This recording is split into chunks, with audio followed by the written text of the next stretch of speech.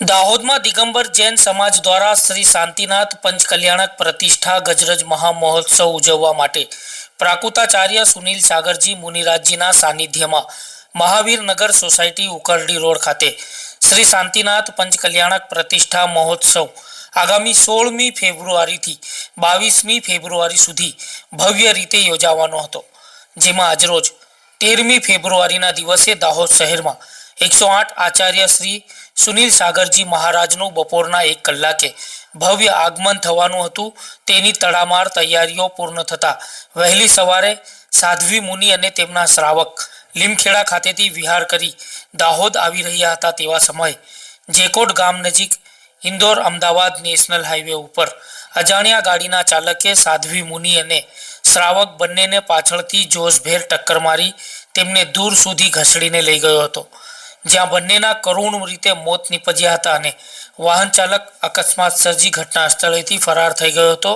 જ્યારે આ ઘટનાની જાણ સમાજમાં થતા સમાજના લોકો ઘટના સ્થળે દોડી આવ્યા હતા અને પોલીસ પણ ઘટના સ્થળે આવી પહોંચી હતી.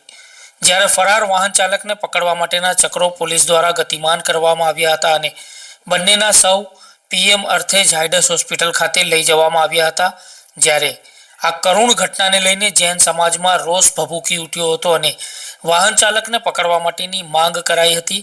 જ્યારે દાહોદમાં પધારેલા સુનિલ સાગરજી મહારાજને આ ઘટનાની જાણ થતાં તેઓ પણ અચંબામાં મુકાયા હતા અને તેમને સરકાર અને પોલીસને આડે હાથ લેતા દુઃખ વ્યક્ત કરતા જણાવ્યું હતું કે જૈન સાધ્વી મુનિ અને તેમના શ્રાવક જોડે અકસ્માત સર્જી ફરાર થયેલા વાહન ચાલકને જ્યાં સુધી નહીં પકડો ત્યાં સુધી सुनील सागर जी महाराजे अन्न जलनो त्याग करियो હતો. गजब की बात है, 4 घंटे होने को आ गए और प्रशासन को कोई खबर ही नहीं. ये आ गुजरात है, पधारो मारा गुजरात. पधार तो गए लेकिन क्या हो रहा है तो पहले स्टेप में मालूम पड़ गया. जो भी है, ऐसा ना हो कि हमें निकलते निकलते ये सारी शिकायत लेकर के ही जाना पड़े कि हम गलत जगह पहुंच गए.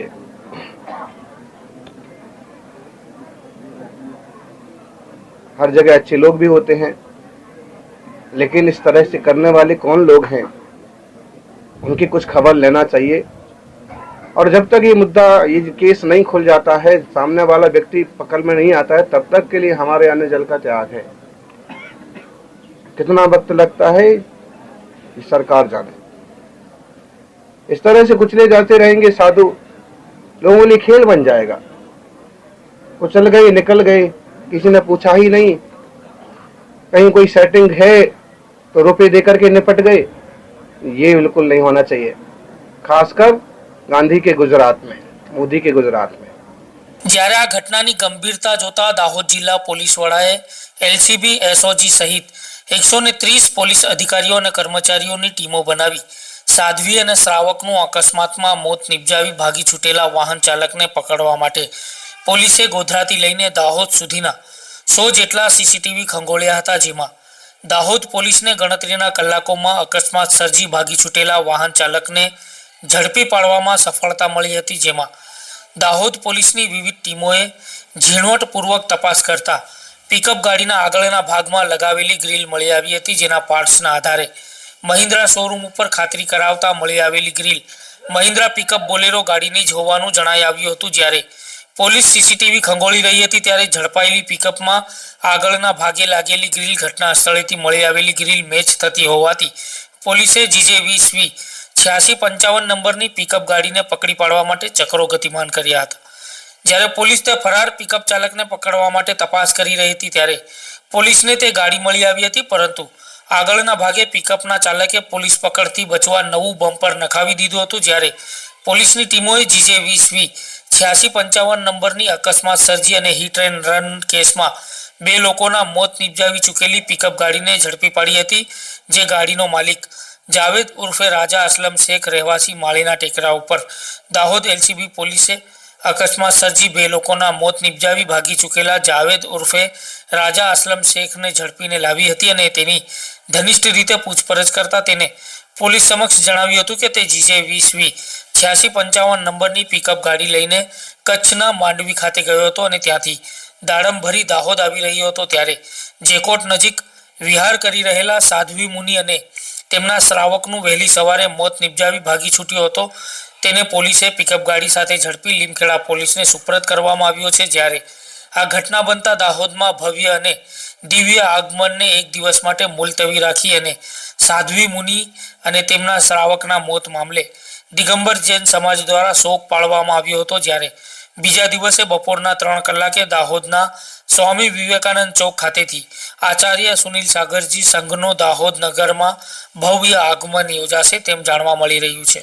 आज सुबह ठीक 7 बजे गुरु माँ का विहार आरिका पर 105 श्री श्रुतमती माता जी का विहार दाहोद के लिए हो रहा था और उसी बीच में जैसे ही थोड़ा 50-100 कदम वो उनके हॉल्ट की जगह से सुबह निकले 7 बजे, उनको एक पीछे से गाड़ी ने ठोक दिया. उनके साथ एक व्यक्ति भी चल रहा था, वो भी उनके साथ था, तो दोनों को उस गाड़ी ने ठोक दिया और दोनों की ऑन स्पॉट डेथ भी हो गई. पर कहना ये चाहते अगर एक्सीडेंट होता तो कुछ बच जाता, रोक लेता. कहीं 200-300 मीटर घसीट के ले गया. तो ये इंटेंशनली है, ये जानबूझ के किया गया है, ये अनइंटेंशनली नहीं हो सकता. क्योंकि अगर कोई भी एक्सीडेंट होता है तो जस्ट वो ठोक देता है, बचा लेता है, गाड़ी रुका देता, कंट्रोल कर लेता. बट उन्होंने कंट्रोल भी नहीं किया. इतना आगे तक, दूर तक दोनों को घसीटा गया है, 200-300 मीटर से भी आगे, और इतनी बुरी हालत की, बहुत बेरहमी से उनको मारा गया है. ये राइट नहीं है और ये अनइंटेंशनली हो भी नहीं सकता है. ये इंटेंशन से किया गया. इसके पीछे जो भी है पता नहीं, but it's not an accident. ये जानबूझ के हुआ है, तो इस पे ध्यान दिया जाए. और इतना बुरा हुआ, ऐसा कोई भी साध्वी के साथ नहीं हो. और सुबह ठीक 7 बजे ये सीन हुआ है. थोड़ा सा रामपुरा से 6-7 किलोमीटर्स पहले हाईवे की बात है. सीधी ही लेन में थे माता जी और ट्रैफिक भी कोई इतना था नहीं, सूर्योदय भी था. ये सब इंटेंशनली हुआ है, कोई भी निमित्त बना हो. पर जैसे भी साध्वी जी का बहुत ही बुरी तरह से ऐसा मरण सुनना सही नहीं लगा. सभी उस बात पे ध्यान दें और आगे भी इसके लिए जो भी एक्शन ले सकते हैं प्लीज़ एक्शन लें. Safety is must. सबकी सेफ्टी ये इंडिया में अधिकार भी है, सबकी सेफ्टी का. अगर इतना डेवलप कंट्री हो रहा है, बट इस चीज़ में डेवलप हो जाए और सेफ्टी के लिए थोड़ा ध्यान दिया जाए. Thank you. जय